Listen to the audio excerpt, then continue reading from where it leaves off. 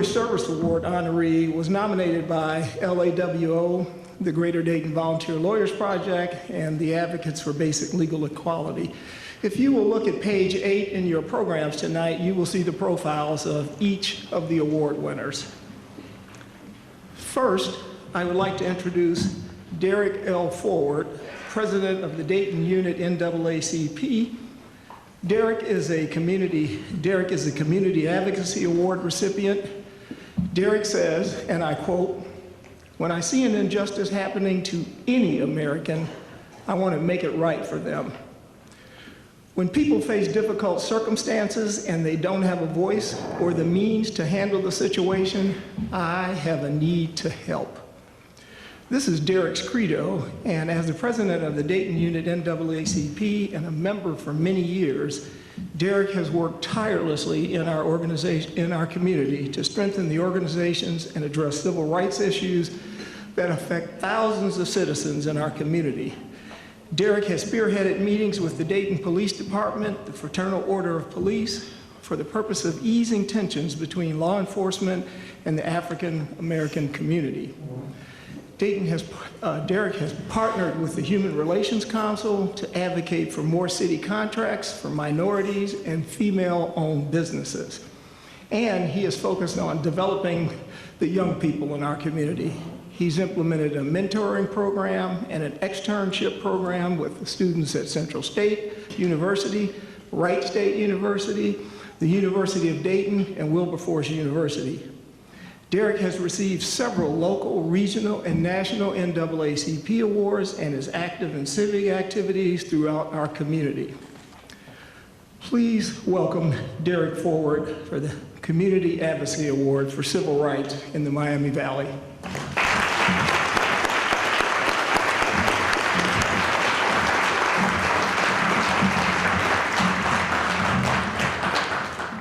Good evening.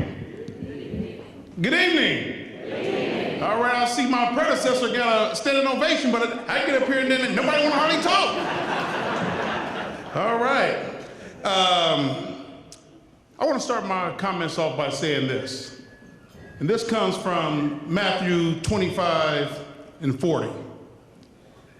"And the king shall answer and say unto them, Verily I say unto you, inasmuch as ye have done it unto one of the least of these, ye my brethren, ye have also done it unto me."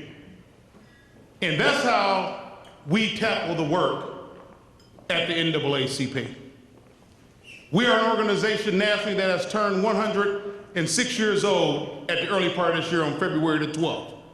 Locally, right here inside of this community, we just turned 100 years old back on May the 10th of this year. 100 years old of victories after victories after victories of civil and human rights inside the Dayton community.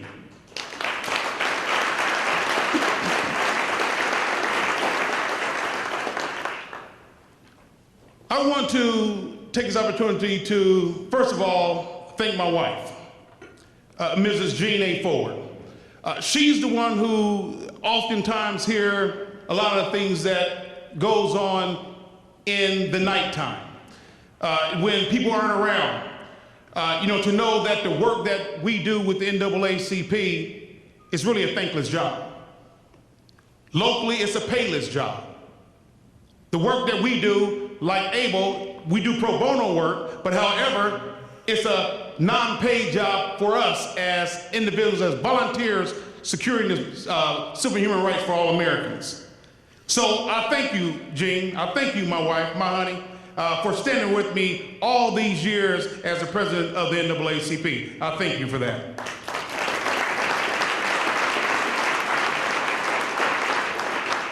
Teamwork makes the dream work.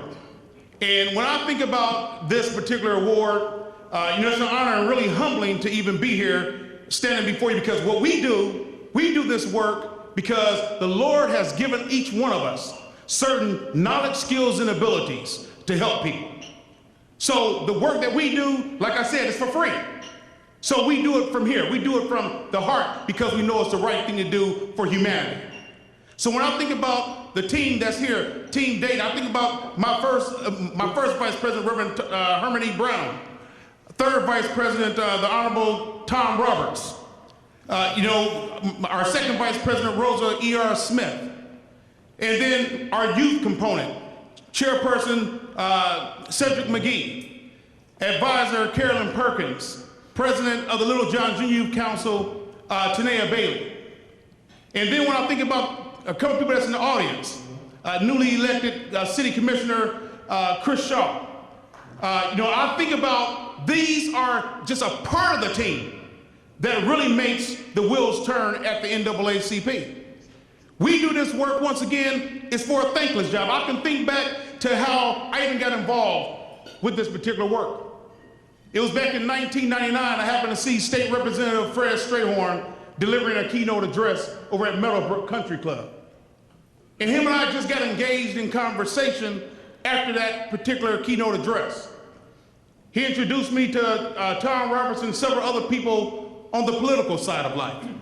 And we have been friends ever since. State Representative Fred Strayhorn, I appreciate you, my brother.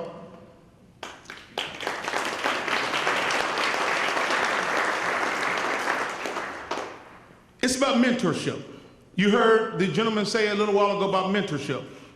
When I think about Tom Roberts, who has mentored several of us, State Representative Fred Strayhorn, has mentored several young people, young African Americans, to do their best and to come up and understand that justice and equality is right for every human being. Those are the kind of people that we need to continually surround ourselves with. Everyday citizens go to the polls and vote on legislation and/or candidates of your choice. We have state representatives, we have state senators who lobby for bills on State Hill. We have local elected officials who pass city ordinances. We have a president of these, or Congress, that will pass federal legislation. We have a president of these United States of America who will veto legislation. But there's one thing you cannot veto. There's one thing you cannot legislate, and that's the heart of man or woman. So a lot of times you gotta dig deep within yourselves and your soul to be able to say to yourself, am I about the right thing?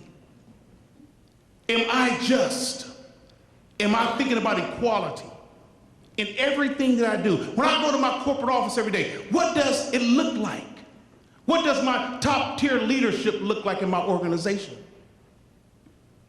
Are we setting a model? What's happening down in the University of Missouri right now? These are the challenges that we have in the days ahead, because as the nation continues to brown, whether or not we like it or not, the nation will continue to brown. We need to understand the importance of working together. When I talk to a lot of younger Caucasians, they tell me? They say, Derrick, I don't share the same views as my grandparents and my parents. That's what they tell me. So when I hear that, what that tells me is that we have a long way to go. So the NAACP has been fighting for equality just for 106 years. Nationally, 100 years here locally. That means that we're gonna have another 100 years.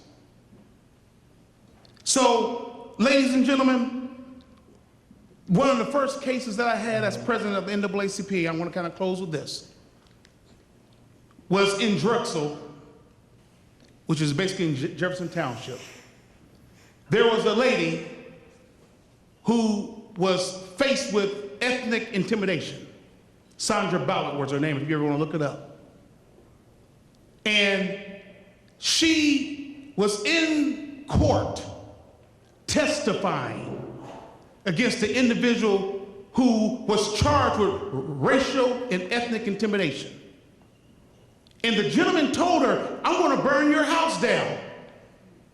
Well, of course, she's not thinking, because to her, he's in jail, she's in court testifying against him. How's he going to burn my house down? Well, his son, 14 years old. We've heard of the saying called weed and seed, but there's a third word that's called breed. And we're breeding, some people are breeding this racial tension inside of America. And as she's testifying, her house goes up in flames. I was glad and I was very honored and glad that the Sheriff's Department responded resiliently, held a community picnic out there, or a community meeting out there to ease the tensions there in Drexel, Ohio. So when we think about equality and justice, always go to the Lord first and to know, Lord, am I doing things right? Is my heart pure? And then you'll find justice. Thank you.